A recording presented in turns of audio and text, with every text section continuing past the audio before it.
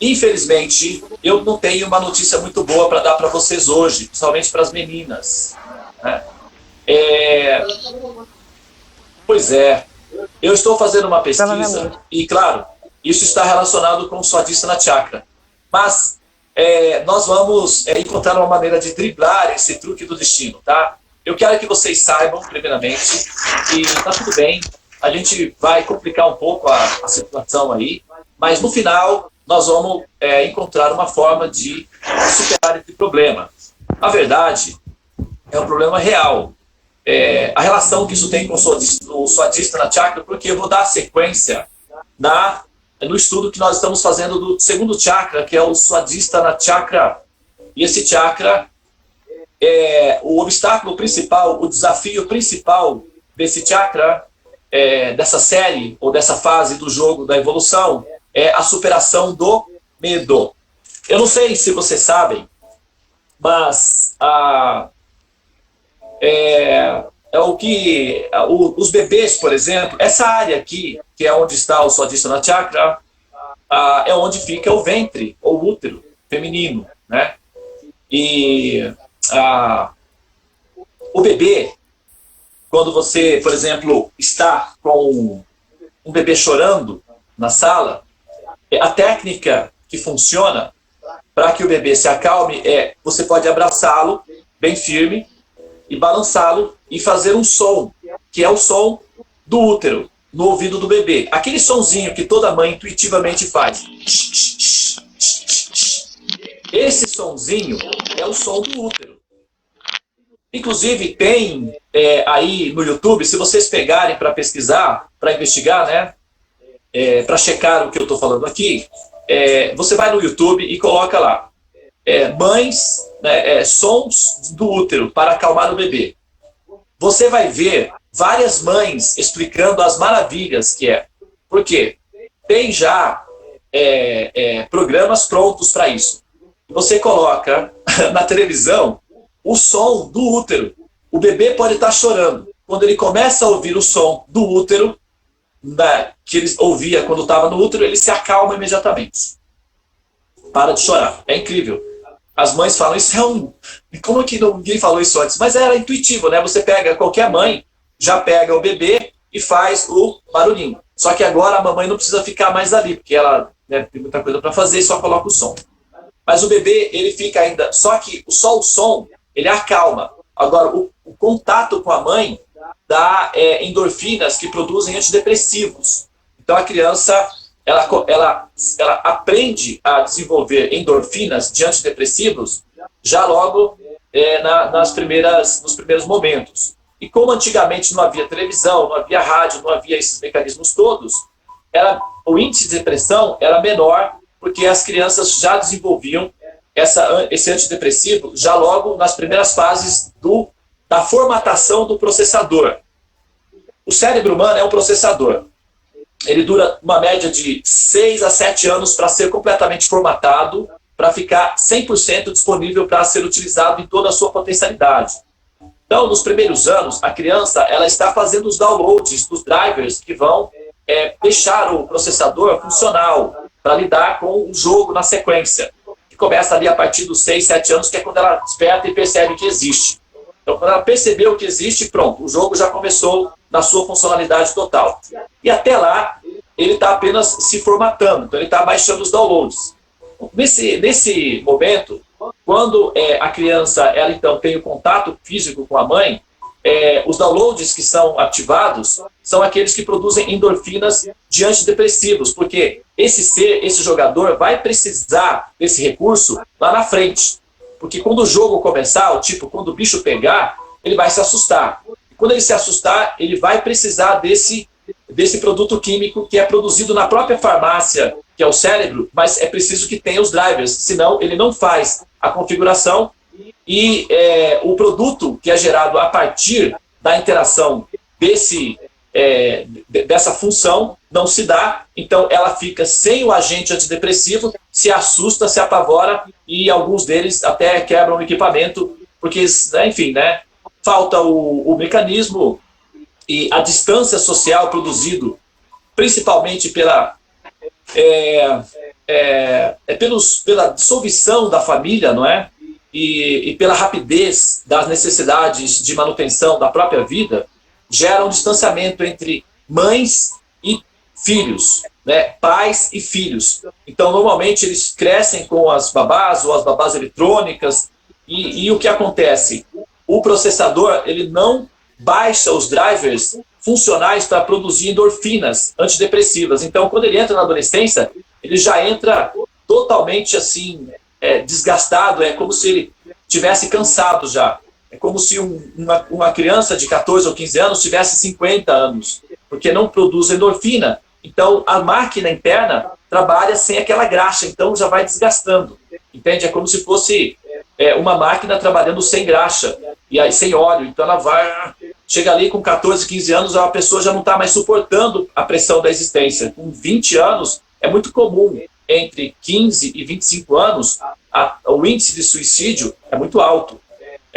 No Japão, por exemplo, e na Coreia do Sul, que são países de alta tecnologia e que o movimento das ações são rápidas, e os produtos, os nativos locais, que são os produtos do trabalho, que são o ser humano local, ele é praticamente formatado para ser uma máquina funcional, os adolescentes simplesmente se matam.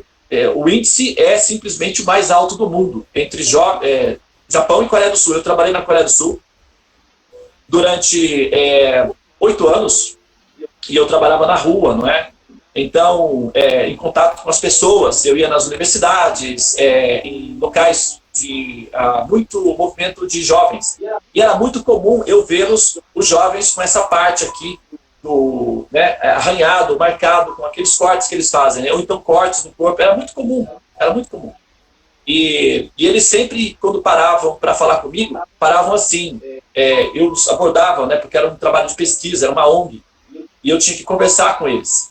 E quando eu os abordava, eles ficavam assim tremendo, eu tinha que acalmá-los antes de conversar com eles, né? Então, era uma situação muito tensa.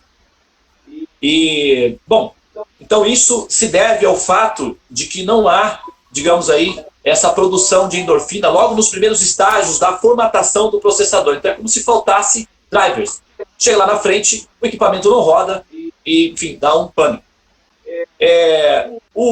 Na técnica da yoga, do sistema védico, a mãe, ela, além de, claro, né, ser estimulada a amamentar, tanto com o próprio leite materno, como com o leite da segunda mãe, que é a mãe de leite, que é a vaca, e a convivência com essas mães faz com que a criança cresça de uma maneira feliz. Acredite, você não vai encontrar crianças mais felizes no mundo do que na Índia. Eu morei na Índia há 12 anos, viajei por muitos países. As crianças brasileiras são alegres, porque o brasileiro ele é alegre. Inclusive, uma curiosidade é que os brasileiros são muito queridos assim, na Ásia. Eles são muito queridos. Então, quando você fala que você é brasileiro, todo mundo quer ser seu amigo, porque os asiáticos têm do brasileiro a ideia de que eles são felizes, são alegres. E, de repente, eles não estão tão errados assim, né? Mas você não vai encontrar no mundo crianças mais alegres e mais felizes do que as indianas. Acredite, eu trabalhava com crianças, a ONG que nós fundamos na Índia é para crianças, né? Então, aonde que eu ia, eu tinha um grupo de 15, 20 crianças ao meu redor. Então, e também as vilas, né? Tem muita criança, tem criança em toda parte. E as crianças são hiper alegres, felizes. Porque todas as mães, quando nos próprios postinhos de saúde, o sistema médico todo é muito baseado, influenciado pela medicina Ayurveda, né? De repente a Terezinha está na sala, ela, né, sabe até do que eu estou falando. Tem uma técnica que chama-se Shantala. Shantala. Shanti significa paz, e Shantala significa a massagem da paz. Ou seja, formar um ser pacífico, acalmar o ser, tranquilizar o jogador. A mãe pega o bebê e faz várias massagens, e vira de ponta cabeça, e põe ele de ponta cabeça, e massageia. Parece um brinquedo. A criança simplesmente ama aquilo. Ela ama aquilo. E ela desenvolve uma quantidade imensa de endorfinas enquanto ela está recebendo essa massagem. Chama-se Shantala. Então, você pode, por exemplo, pesquisar aí no YouTube Shantala. E você vai ver as mães fazendo massagem nos bebês. É uma coisa muito engraçada. A impressão que dá é que ela vai estrangular o bebê. Você fala, não, não faz isso. Ela pega o bebê e massageia. Shantala. Então, esse toque da mãe, esse contato físico com a mãe, essas massagens que a criança recebe da mãe, produz, então, aquilo que nós chamamos de endorfinas, né, e paz. Shantala Shanti. Quando a criança chega lá, o adulto chega lá na fase da adolescência, é uma pessoa pacífica, sorridente, tolerante, predisposta, não é assim, a brigar, tudo bem, mas você consegue perceber também que existe aí um certo princípio de amor entre eles, porque assim, eles brigam entre si, mas eles não se tocam. Raramente os indianos, quando estão discutindo, se tocam. Eles brigam que parece que, nossa, vai acontecer a Terceira Guerra Mundial, mas não se tocam, sabe? E depois, 15 minutos depois, meia hora depois, você vê, estão conversando, tomando chai juntos. É uma coisa muito engraçada, é uma terapia de grupo. Bom, isso tem como consequência disso os processos iniciais do contato com a mãe. O útero, ele fica nessa região aqui do ventre, né? Que o Swadhisthana Chakra fica nessa região entre o umbigo e os órgãos sexuais, que é justamente onde está o ventre. E o desafio é o medo, né, de um modo geral. Então, como existe atualmente na era de Kali, na medida em que ela vai progredindo, vai havendo um distanciamento do contato humano, do toque humano, portanto, um distanciamento do ser com a mãe. Existe um processo, um fenômeno que é um distanciamento da mãe. As mulheres estão protelando o processo de ter filhos, porque também dá trabalho educá-los, e vai adiando isso daí. Né? Então, a configuração para o útero é de que filho não é prioridade. Então, o útero fica configurado para entender essa mensagem. Filho não é a prioridade. Filho virá depois, quando as outras coisas estiverem posicionadas na frente. Trabalho, viagens, diversão, curtição, aproveitar a vida. Depois que eu não tiver mais predisposição, interesse, e quando eu não tiver mais como adiar, aí sim, só aí sim, é que eu vou ter filhos. Então, o útero entende essa mensagem. Quando o bebê que é produzido nesse útero, ele já vem com essa configuração. Eu sou,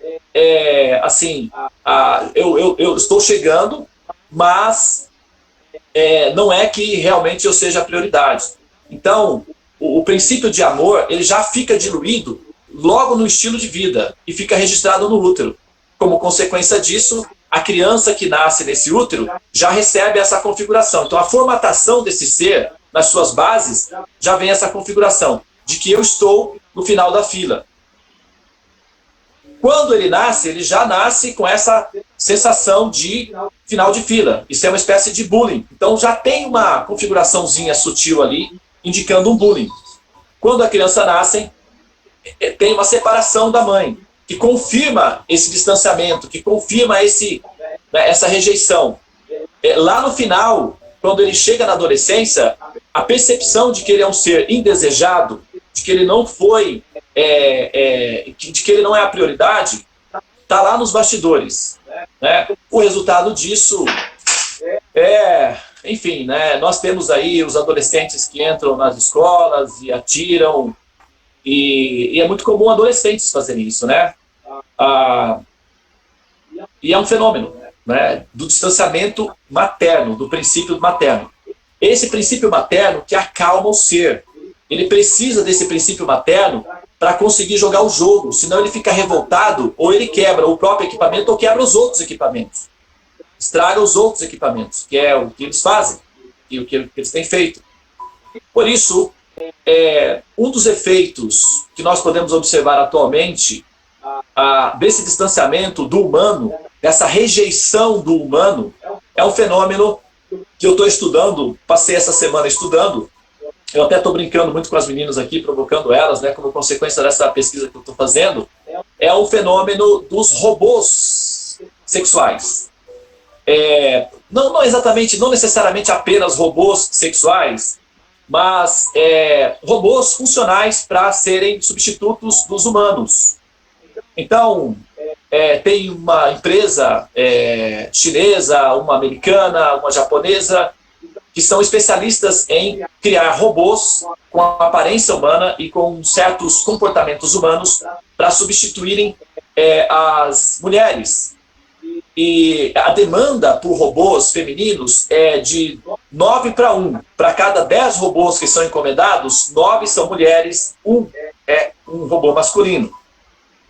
E aí, o que está acontecendo? As feministas, né, as sociedades feministas estão se organizando para entrar na justiça, para que os robôs sejam impedidos de serem construídos. Porque isso vai gerar um problema social muito grande a médio e longo prazo. Primeiro que os robôs são projetados para nunca dizerem não ao homem. Isso vai dar ao homem a sensação de que a mulher, a médio e longo prazo, né, se isso se caracteriza como algo, enfim, normal na sociedade, ele vai crescer com a ideia de que a mulher é um produto que foi projetado para não dizer não. E o efeito colateral é que isso pode gerar violência contra a mulher, ou assim, uma rejeição, uma espécie de, enfim, um fenômeno psicológico que vai impor sobre a mulher a obrigação de sempre dizer sim. Além do mais, as meninas estão preocupadas com esse problema, porque acaba sendo uma coisa assim, tipo, elas vão ser substituídas pelos robôs. E os robôs estão sendo cada vez mais perfeitos, cada vez mais sofisticados. Inclusive, eu até assim posso sugerir a vocês, eu não sei se vocês anotam as minhas sugestões, mas os filmes, eles são muito didáticos, né? E se vocês pesquisam as sugestões, mas esse filme chama-se, eu acredito, Blade Runner, Blaze ou Blade Runner. Eu vou procurar o nome certinho aqui e vou colocar aí para vocês depois, tá? Blade Runner 2049, tá? Blade Runner 2049. Caruna, por favor, dá uma checadinha aí e coloca já no grupo, por gentileza, tá? Então, esse filme é um filme muito interessante. Ele mais ou menos trata desse assunto. E não é um filme novo, ele foi feito, acho que em 2013, por aí. E ele conta a história de um policial solitário que se apaixona pela robô, né, que é produzido para ele. E a história gira em torno dessa crise existencial do humano apaixonando-se, não é, pelos robôs. E os robôs, eles são inteligência artificial adaptados para se adequar ao tipo de psicologia individual de cada ser. E o resultado consequente disso é que é muito comum a gente ouvir falar assim, né? Porque eu prefiro lidar com os animais do que com os seres humanos. Porque o ser humano é muito complicado e tal, e é muito frustrante, decepcionante, então os animais não são amigos verdadeiros e tal. Só que o que acontece é que isso é muito artificial, porque os animais, embora eles sejam queridos para nós, eles não são muito parecidos conosco em termos de aparência física, e nós somos animais sociais. Então, uma forma de se substituir é colocar o comportamento da fidelidade dos animais, que é o que nos encanta, em um ser humano. Para conseguir esse efeito num ser humano é difícil. Então, se cria um ser humano, se projeta esse ser humano com uma inteligência artificial e treina ou programa esse ser humano para agir como um animal, um animalzinho de estimação. É basicamente isso, né? E aí você tem um ser que tem a aparência de um ser humano, que tem o comportamento de um animalzinho de estimação e, ao mesmo tempo, tem a funcionalidade de prestar serviços, e um deles é serviços eróticos ou satisfazer fantasias sexuais. Essa situação, ela tem uma relação com o Swadhisthana Chakra da seguinte forma. O Swadhisthana Chakra, ele depende muito de que as pessoas elas sejam maternais, né? Tanto o homem quanto a mulher, porque quando a criança nasce é preciso haver aquele aconchego, né, de família para ter os contatos. Como a família está se dissolvendo, as famílias estão se deteriorando, o conceito de sociedade líquida, de modernidade líquida, que faz com que as coisas sejam rápidas e muito superficiais. Por exemplo, os aplicativos, né, de encontros, né, como o Tinder, Badoo e outros aí, né, que são aplicativos que permitem com que as pessoas tenham relacionamentos sexuais rápidos. E por isso a ideia do conceito de família, de formar uma família, está ficando cada vez mais, digamos assim, ultrapassado, no sentido de que é uma tradição que já não funciona mais. E o resultado consequente disso é que sem famílias você não tem crianças. E quando você tem crianças que estão, pela pressão da vida social, são afastadas dos pais, do útero inicial, ali, da formatação do processador, ocorre um distanciamento do humano. E esse distanciamento do humano vai tomando formas externas. E o efeito desse distanciamento do humano é justamente a produção de robôs, que agora é um dilema ético aí, e que está se criando uma série de questões, de questionamentos sobre até onde nós somos capazes de nos isolar e de criar subterfúgios para evitarmos o nosso contato. E por que nós estamos evitando o nosso contato com o humano? Por que nós estamos evitando o humano? Por que nós estamos fugindo do humano? Porque imagina só que nós não nos suportamos, né? Não nós, né? Porque nós não suportamos, né? Mas, assim, nós, enquanto grupo humanos, essa intolerância se deve ao fato de que o jogador, ele não consegue processar o princípio do medo devido, claro, à ignorância e ao condicionamento e à letargia, a preguiça mesmo de esforçar-se, disciplinar-se para evoluir, né? E com isso ele não consegue superar a demanda do medo. Então ele vai convivendo com o medo, que é a ansiedade, o medo de existir. Ele vai convivendo. Então quando ele chega ali naquele período de acasalamento, de relacionamento, o que acontece? De conquistar uma pessoa, de encontrar uma pessoa, ele busca uma pessoa com o objetivo de que essa pessoa possa produzir nele ou nela uma diminuição da ansiedade e do medo. Ou seja, ele está buscando um abrigo, né? E aí, o que acontece? Esse contato não se dá porque são duas pessoas que carregam dentro de si, em silêncio, o medo.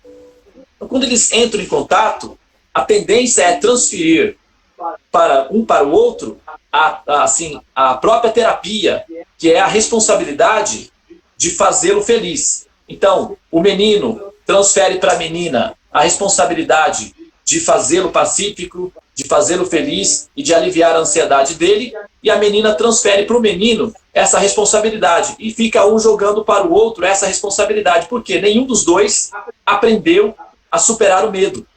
Dá um congestionamento, daí vem crianças que também acumulam esse fato, e as coisas ficam cada vez mais difíceis em grupo. Por isso, os sistemas, não assim, de yoga, as práticas em família, do processo de meditar, de respirar e de, eventualmente, até mesmo entoar mantras, é uma das soluções encontradas pela ONU para acalmar as pessoas dos problemas psicológicos que elas têm. Por isso que a ONU foi em 2016, tombou o yoga como patrimônio cultural da humanidade, e a ONU patrocina na Índia um ministério da yoga para estimular os seres humanos e as famílias a adotarem as técnicas de yoga, de respiração, para que elas possam conseguir manterem-se unidas, porque o mundo, a humanidade precisa de famílias, de pessoas saudáveis, porque o objetivo não é apenas existir, consumir, produzir. O objetivo é encontrar satisfação, felicidade.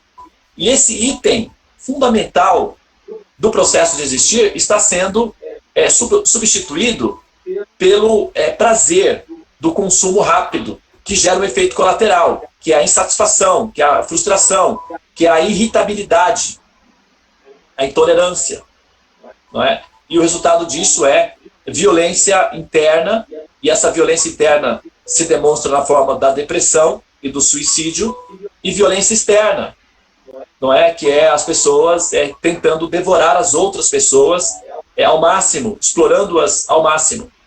Então, os processos de respiração, de meditação, de hábitos saudáveis, de controle mental, inclusive, é uma das motivações que a ONU encontrou para ajudar para que as famílias consigam ter sustentabilidade e manutenção. Então, isso tudo está acontecendo, e essa discussão a respeito dos robôs, eles estão tentando entender os motivos pelos quais, né, o ser humano está inclinando-se para relacionar-se com robôs e não com o humano. É claro que esse é um processo embrionário, né, acabou de começar agora, então isso vai ainda por muitos anos aí, mas tem os filmes futuristas que já descrevem um cenário no futuro em que isso será completamente absorvido pela humanidade, e os resultados consequentes também são analisados aí como tentativa de prever aí as consequências de futuro, né? Mas, basicamente, esses comportamentos humanos, eles... eu vou terminar em 2 minutos, tá?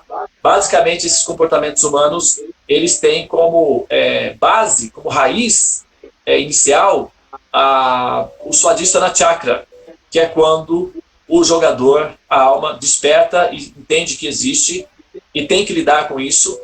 Ela fica sobrecarregada, porque o ambiente externo não favorece para que ela consiga administrar essa situação. Os outros jogadores são inexperientes, ela não tem uma referência muito clara de como jogar bem o jogo, porque os outros são todos jogadores, todos não, né? A maioria são jogadores meio bêbados e desorientados, então ela se vê numa situação de pânico e entra em pânico.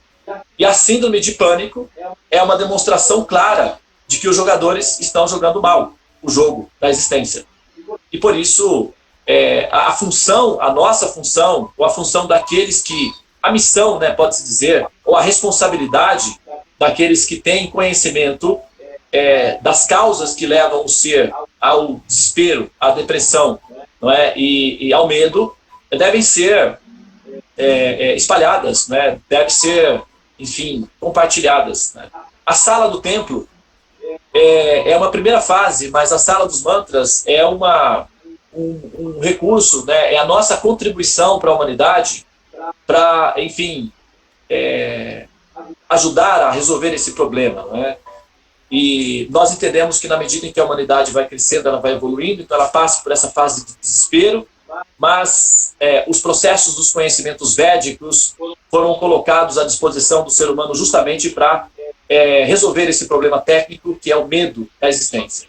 O conhecimento é o libertador do medo da existência, como Jesus mesmo disse: conhecereis a verdade e a verdade vos libertará do medo, da ansiedade, enfim, da angústia de existir. E Vedas, a palavra Vedas significa verdade.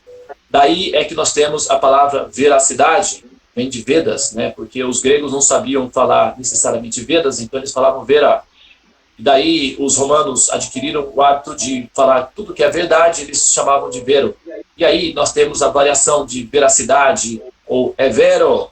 Veracidade vem do termo Veda, que significa verdade. Então, nós temos que tomar posse desse conhecimento védico e espalhá-lo, porque isso é a responsabilidade daqueles que têm consciência do que está acontecendo ao redor.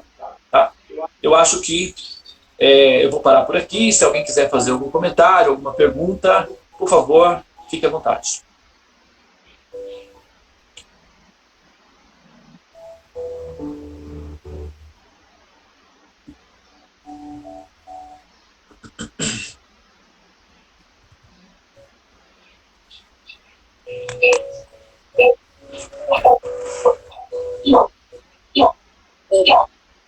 não acontece.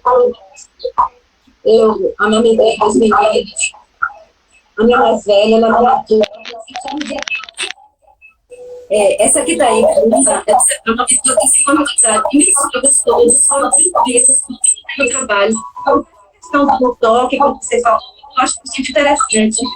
Esse é o progresso que está presente em nossa vida, entendeu? Adultos tranquilos, essa é a experiência.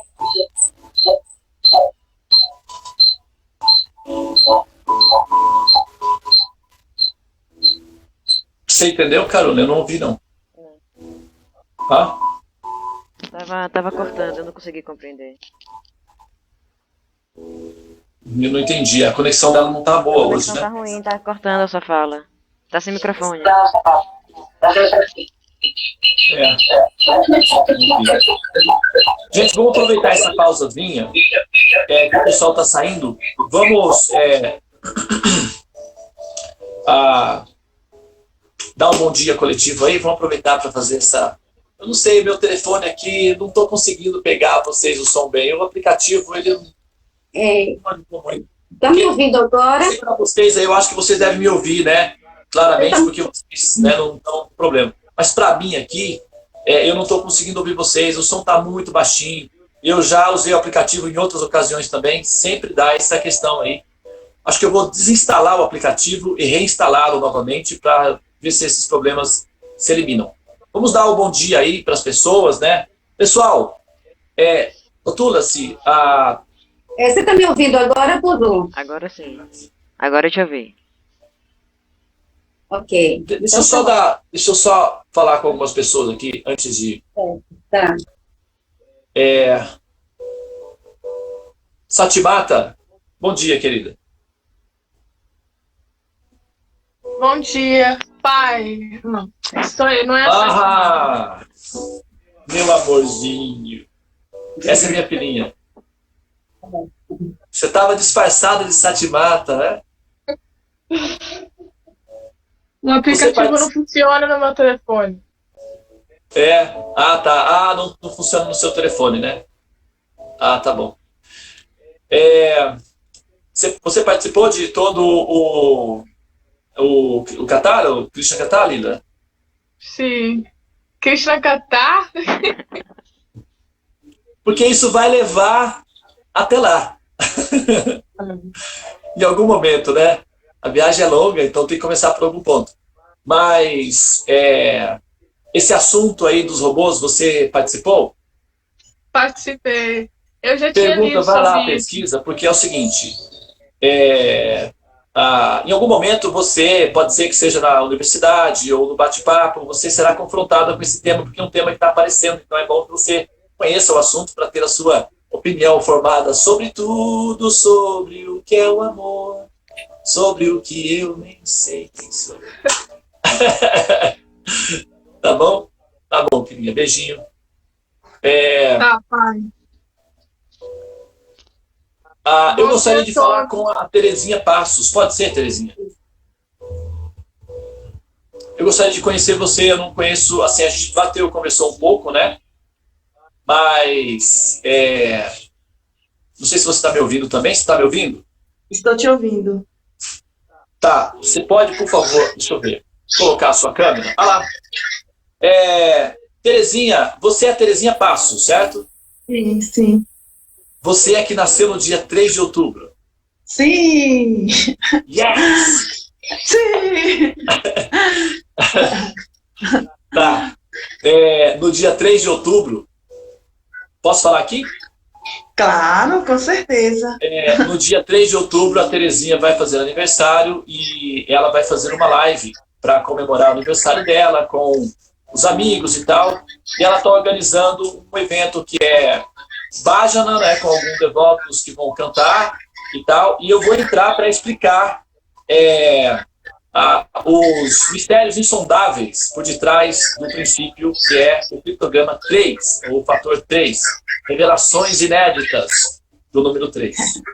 E eu vou, na verdade, explicar o princípio do número 3 baseado nos conhecimentos védicos e em homenagem, né, ao nascimento, o dia do nascimento, parece que tem um grupo, né, da sua família que nasceu no dia 3, não é isso? O seu filho parece que também nasceu no dia 3, né?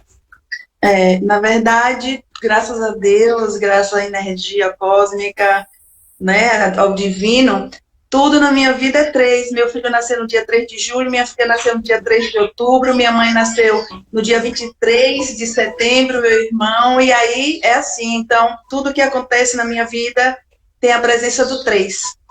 Quantas voltas de japa, quantas voltas no Mahamantra você dá no seu japamala?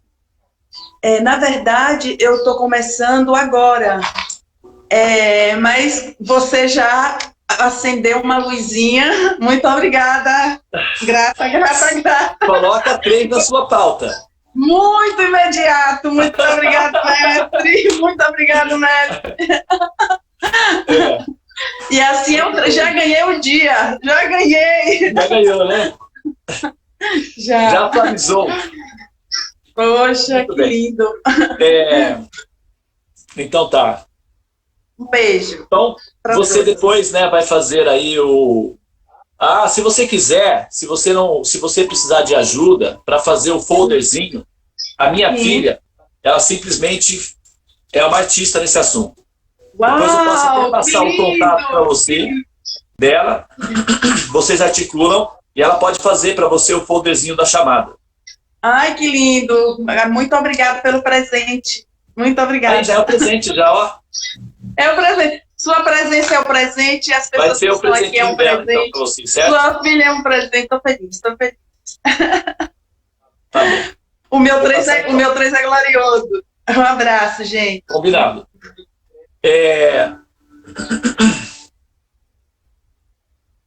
O Nelson, posso falar com você um minuto?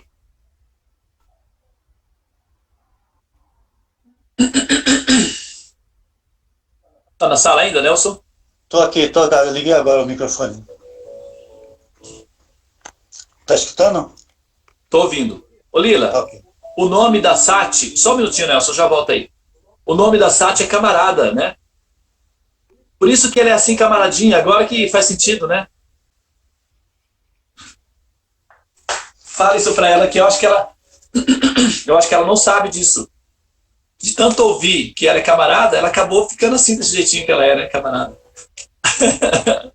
Tá bom. Ela tem uma amiguinha que chama-se Camarada, que é a amiguinha. Lá, ela lá. Camaradinha! Ô, camarada! Tá bom. Vamos lá, então. Ô, Nelson, escuta. Deixa eu te fazer uma pergunta.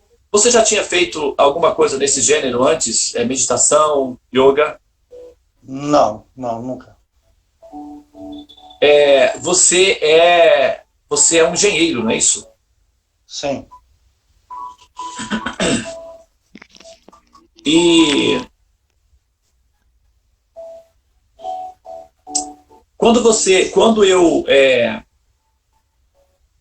porque as metáforas que eu uso para explicar, não é, as terminologias dos conhecimentos que envolve a yoga, né, eu acredito que sejam uma área do conhecimento comum para você, certo? Sim.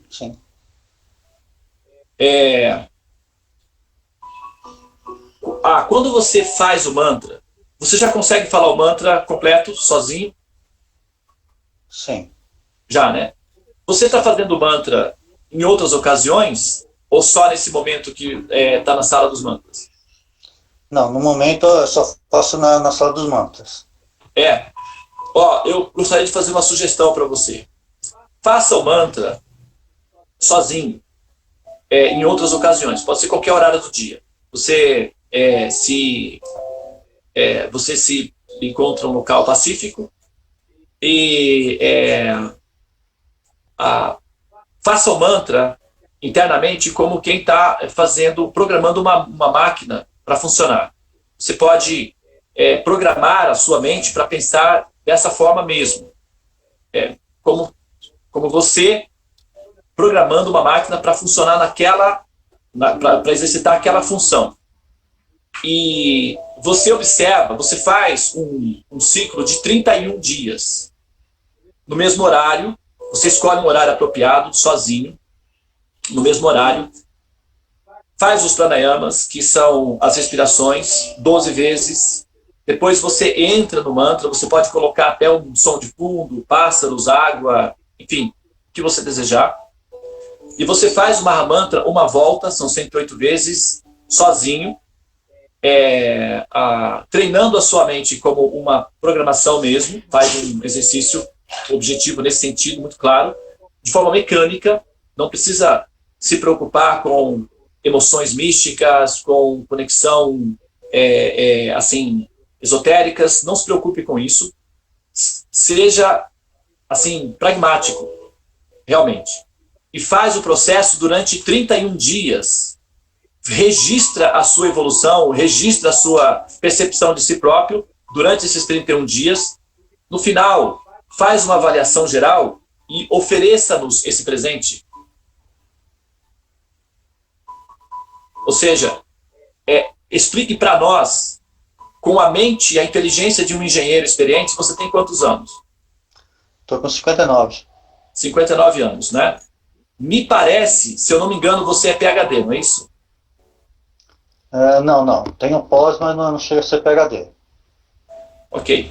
Então, a sua inteligência é sofisticada e tem um certo nível de complexidade. Então, a sua experiência como engenheiro, lidando com essa tecnologia, que é o Mahamantra, é alguma experiência que talvez não são todos nós que temos, né? Não são todos nós que temos acesso a esse exercício que já foi feito pela sua própria inteligência em termos dos funcionamentos das máquinas, da precisão que se deve ter na hora de exercitar uma operação funcional com objetivo de médio e longo prazo. Então, toda essa logística de exercícios que se exige de um engenheiro, e já está registrado aí na sua memória RAM, então, nós não temos, certo? A maioria de nós não tem.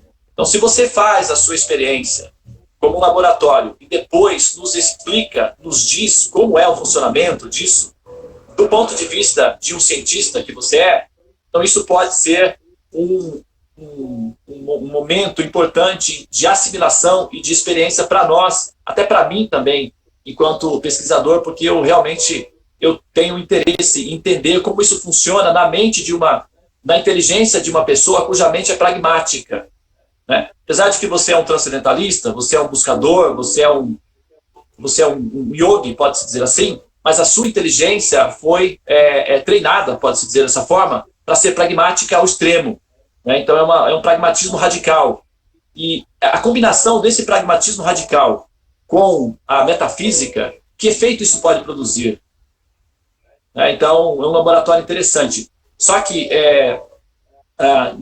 os cientistas da neurociência apontam que 31 dias é o tempo que é um limite assim, razoavelmente perfeito para se obter um resultado prático. Inclusive, os astronautas eles são treinados para ficarem 31 dias na estação espacial, em incubadoras, não é? Para que depois eles possam permanecer mais tempo na estação espacial. Então, 31 é um princípio de tempo científico segundo os estudos dos cientistas da neurociência. Então, se a gente colocar isso daí como um laboratório, talvez nós conseguimos uma informação preciosa que você pode conseguir para nós, entendeu? O que você acha? Tá bom, acho que vale a pena tentar. Não é? Sim. Então, você precisa de um diário, tá? Você não precisa falar sobre o assunto antes de completar os 31 dias. Você faz um diário e vai registrando as reações que essa experiência produz em você durante o dia. No seu trato pessoal com a esposa, com filhos, com as suas questões internas, com a sua crise existencial interna, com o seu vizinho, enfim, até com os decretos do Bolsonaro, né, que está na pauta também, inevitavelmente. Mas você vai, então, elaborando isso e depois você apresenta para nós a sua conclusão final da sua experiência. Ok. Tá bom, meu querido? Muito obrigado, viu, por essa boa vontade de participar aí desse laboratório individual. Nós é que vamos receber depois, né, esse fruto maduro aí, tá? Ok, então. Muito obrigado, viu? Hare Tá Krishna. bom, então. Bom, buscadores, quem está lá é o Antônio. Ei, Antônio, Hare Krishna. É bom ter você aí conosco. Beleza, valeu. Bom dia, Devananda. Tudo bem? Bom dia, querido. Tô ótimo. E você? Também. Ó, esse final de semana agora eu vou pegar o seu mapa. Ah. Eu vou entrar mais fundo no seu mapa, viu? Se prepare aí, porque agora a ladeira é ladeira abaixo. Você mora aí perto da ladeira do Pepino, não mora? Você tem skate? Tenho. Tem capacete? Tenho. Então se prepara, porque agora é ladeira abaixo, viu? Pois é. No começo é assim, depois piora. Mas depois melhora, fica tranquilo, tá? Eu estou fazendo o mapa do Antônio. O Antônio, ele é da minha série. Nós dois pertencemos à mesma série. E ele está sob treinamento, né? O resultado de um aluno da nossa série, Antônio, é que a nossa missão é formar uma grande família. Tá? Isso pode ser feito nas ciências naturais, na área científica, na psicologia. Eu estou fazendo na metafísica, né? E usa psicologia e filosofia. Então, só acho Macaraca também é Darro, né? Sim, exatamente. Nós somos colegas de classe. A gente se entende. Tá bom, então. Vamos lá. Eu preciso sair e vocês precisam sair antes de mim, porque eu preciso ficar para fechar a sala e agradecer as divindades que estiveram presentes para nos, enfim, nos conduzir aí nessa transcendência, tá bom? Muito obrigado pela atenção. Quer falar alguma coisa, Antônio? Tá bem, então. Hare Krishna, Krishna Krishna, Hare Hare, Hare Rama, Rama Rama, Hare. Ó energia suprema de amor divina, eleva-me, envolve-me, protege-me. Hare Krishna, Hare Om. Até amanhã. Até amanhã. Até.